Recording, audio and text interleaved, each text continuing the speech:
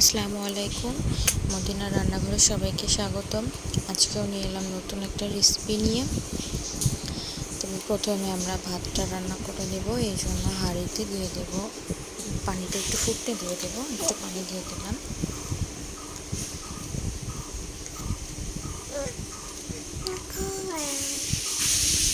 এরপর চাল নিয়ে নিব। আমি এখানে 2.5 পট চাল নিচ্ছি, আপনারা আপনাদের পরিমাণ মতো নিয়ে নেবেন।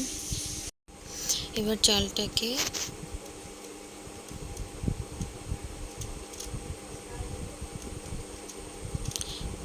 এবার সুন্দর করে ধুয়ে হাঁড়িতে দিয়ে দিলাম। ভাতটা একটু নেড়ে দিলাম যাতে সব জায়গায় সুন্দরভাবে জালটা লাগে।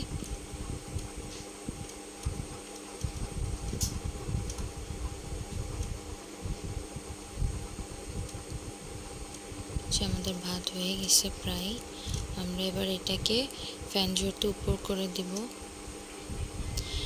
চুলা এবার কড়াই দিয়ে দিলাম। এবার দিয়ে দেব একটু তেল।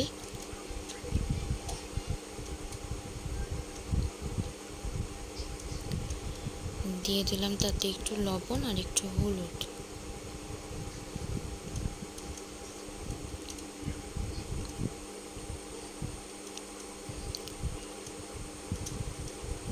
তেলটা ভালোভাবে সুন্দরভাবে ফুটে গেছে, গরম হয়ে গেছে। এবার দিয়ে দিলাম ছোট ছোট পিস করা কাঁকরোলগুলো। আজকে রান্না হবে কাঁকরোল দিয়ে চিংড়ি মাছ দিয়ে ভুনা। তো কাঁকরোলটা আগে একটু ভেজে নিচ্ছি, এরপর একে একে চিংড়ি মাছ দিব।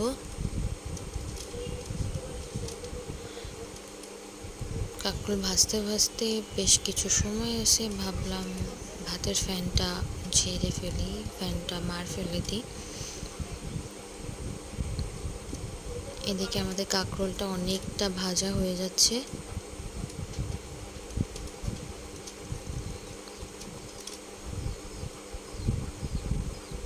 আমাদের কিছুটা কাঁকরোল ভাজা হয়ে গেছে। পরবর্তীতে একে একে একই প্রসেসে সবগুলা কাঁকরোল ভেজে নিব। এবার দিয়ে দিলাম চিংড়ি মাছগুলো আলাদাভাবে একটু ভেজে নিব, তাতে চিংড়ি মাছের ভিতরে মশলা খুব সুন্দর ঢুকবে এবং চিংড়ি মাছগুলো খেতেও অনেকটা টেস্ট হবে। আমাদের চিংড়ি মাছগুলো ভাজা হয়ে গেছে, এবার সেগুলোকে উঠিয়ে নিচ্ছি। এবার দেব পেঁয়াজ আর একটু কাঁচামরিচ। এটাকে সুন্দরভাবে নেড়ে হালকা একটু ভেজে নিব। তারপর একে একে সব মশলাগুলো দিয়ে দিচ্ছি, লবণ, হলুদ, মরিচের গুঁড়া, ধনিয়া গুঁড়া, জিরা। এবার একটু পানি দিয়ে নিলাম। পানিটা ফুটে গেলে কাঁকরোল এবং চিংড়ি মাছগুলো দিয়ে দিব ভুনার জন্য। তার মাঝখানে একটু পান খেয়ে নিলাম আমরা।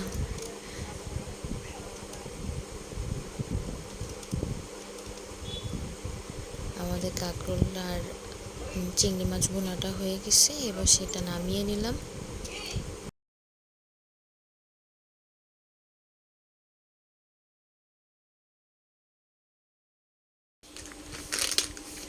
এই যে আমাদের ভাতটা এবার নামিয়ে নেব। হয়ে গেছে আমাদের ভাতটা নামানো, আমাদের তরকারি আর ভাত রেডি।